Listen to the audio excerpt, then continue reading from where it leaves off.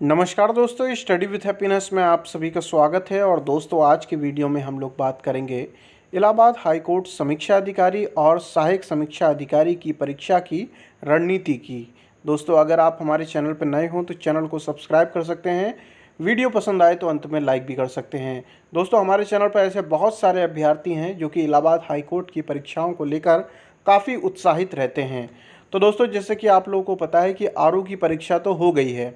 अब जब भी उसका रिज़ल्ट आएगा और उसके बाद टाइपिंग होनी है, मगर जो फ्रेश भर्ती है, जो कि नई भर्ती आएगी, वो एआरओ की आएगी। तो उसके लिए कैसे तैयारी करें? दोस्तों, रविंद्र तिवारी जी हैं, इन्होंने कमेंट किया है कि मैं अपनी स्टडी में कंसिस्टेंसी नहीं ला पाता हूं कभी। दोस्तों, सबसे ज़्यादा प्रॉब्लम जो है वो हर अभ्यर्थी के लिए यही है। आपने अक्सर डायलॉग सुना भी होगा अभ्यर्थियों के मुंह से कि मैंने पढ़ाई नहीं की तब मेरे इतने नंबर आ गए, अगर मैं पढ़ता तो पता नहीं क्या हो जाता। तो दोस्तों, हर किसी के साथ जो प्रॉब्लम है वो यही है कि आप पढ़ाई जो है कंटिन्यू आप नहीं कर पा रहे हैं, रेगुलर नहीं कर पा रहे हैं। दोस्तों, भले ही आप 2 घंटे करें, मगर अगर आप रेगुलर करेंगे तो आप देखेंगे कि 6 महीने के अंदर आपके अंदर बहुत से बदलाव आ जाएंगे आपकी तैयारी को लेकर। मगर यदि मैं कह रहा हूँ आप 8 घंटे भी पढ़ रहे हैं, मगर यदि आप 1 हफ्ते भी ना पढ़ पाएँ तो फिर उसका 8 घंटे का फ़ायदा क्या? अब इन्होंने बताया कि हिस्ट्री, अब ये पढ़ते किस तरीके से हैं, कभी हिस्ट्री, कभी ज्योग्राफी, कभी कुछ। तो ऐसे में क्या होता है, फिर मन हटने लगता है और कोई भी सिलेबस कंप्लीट नहीं हो पाता।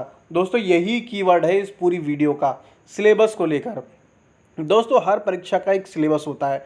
परीक्षा क्या, हर एक सब्जेक्ट को आप कह सकते हैं जो भी कंपटीशन के एग्ज़ाम में आते हैं, चाहे हिस्ट्री हो, पॉलिटी हो, ज्योग्राफी हो, साइंस हो। और आपको पता है दोस्तों, इलाहाबाद हाई कोर्ट की जो परीक्षाएं हैं दोनों, चाहे आरओ या एआरओ, इसमें सामान्य ज्ञान का बहुत ज़्यादा वेटेज है। सामान्य ज्ञान ही आपको सेलेक्ट कराता है दोस्तों। और बाकी आप देखेंगे मैथ और रीजनिंग, इसका तो इतना ज़्यादा वेटेज नहीं है। रीजनिंग के आपको 4-5 सवाल देखने को मिल जाएंगे, मैथ के भी ज़्यादा से ज़्यादा आपको 5 या 6 सवाल मिलेंगे देखने को, और वो भी इतने टफ नहीं होंगे। ज़्यादा जो सवाल हैं वो आपके जीएस के हैं, और सेकंड नंबर पे जो है दोस्तों वो इंग्लिश के हैं। ठीक है, तो अब आपको, जैसे कि आपको पता है कि इस समय लॉकडाउन की स्थिति है, तो ऐसे में जो है आप तैयारी अपना सिलेबस कंप्लीट करने पर करें। आप देखिए कि हिस्ट्री के अंदर आपके ऐसे कौन से टॉपिक हैं जो रह गए, एक डायरी बना सकते हैं या फिर किसी भी एक पेपर पे आप लिख लीजिए ऐसे कौन से टॉपिक हैं जो कि आपके अभी तक कवर नहीं हो पाए। सब्जेक्ट वाइज लिखिए और उसे आप चाहें तो यूट्यूब चैनल पर सर्च करके आप देख लीजिए, किसी भी यूट्यूब चैनल को आप रेफ़र कर सकते हैं। बस पर्टिकुलर उस टॉपिक को देखना है आपको कि जो आपका कवर नहीं हुआ है। सिलेबस कंप्लीट होना बहुत ज़रूरी है दोस्तों। जिन लोगों का सिलेक्शन होता है और जिन लोगों का सिलेक्शन नहीं होता है, यही डिफरेंस है कि जिनका होता है वो सिलेबस के अकॉर्डिंग ही पढ़ाई करते हैं और अपने सिलेबस को कंप्लीट करते हैं। यदि आप ये चीज़ समझ जाते हैं और करने लगते हैं तो आपका सिलेक्शन दूर नहीं होगा। इसके बाद बात करते हैं कि अपनी स्टडी कैसे कंटिन्यू करूं। अच्छा दोस्तों, ये कई लोगों के साथ ये प्रॉब्लम होती है कि कुछ लोग तो ऐसे पढ़ाई करते हैं कि 10-15 दिन तक एक ही सब्जेक्ट को पढ़ रहे हैं, और कुछ लोग ऐसे हैं जैसे कि रेगुलर जो है मतलब अलग अलग सब्जेक्ट को पढ़ रहे हैं। दोस्तों, यदि मैं आपसे बात करूं मैथ की और रीजनिंग की, तो ये तो सब्जेक्ट ऐसे हैं कि आपको रेगुलर ही लगाने पड़ेंगे, अदरवाइज़ आपकी स्पीड जो है वो कम हो जाएगी। मगर यदि हम बात करें हिस्ट्री, पॉलिटी, ज्योग्राफी, इन सब्जेक्टों की, सामान्य ज्ञान की, तो ऐसा नहीं है कि अगर आपने पिछले महीने पढ़ा है तो इस महीने आप भूल जाएंगे। ऐसा नहीं होता। तो आप ये रणनीति अपना सकते हैं कि एक एक करके आप सब्जेक्ट पकड़ लें। यानी कि पहले आप मान लीजिए हिस्ट्री कर लेते हैं, फिर पॉलिटी कर लेते हैं, फिर ज्योग्राफी कर लेते हैं, और फिर साइंस। जैसा भी आपको उचित लगे आप उस हिसाब से कीजिए। तो ये मुझे लगता है कि काफ़ी अच्छी रणनीति हो सकती है एक ही सब्जेक्ट पर जब आप फोकस करके पढ़ाई करेंगे। और यदि आप ऐसे कंफर्टेबल हैं कि आप एक दिन में 4 सब्जेक्ट पढ़ के भी रिटेन कर पा रहे हैं और उन जो भी आपने पढ़ा है उसे रिकॉल कर पा रहे हैं, तो कोई प्रॉब्लम नहीं है, क्योंकि एवरी पर्सन इज़ यूनिक, है ना। हर किसी के अपने पढ़ाई के फंडे अलग अलग होते हैं।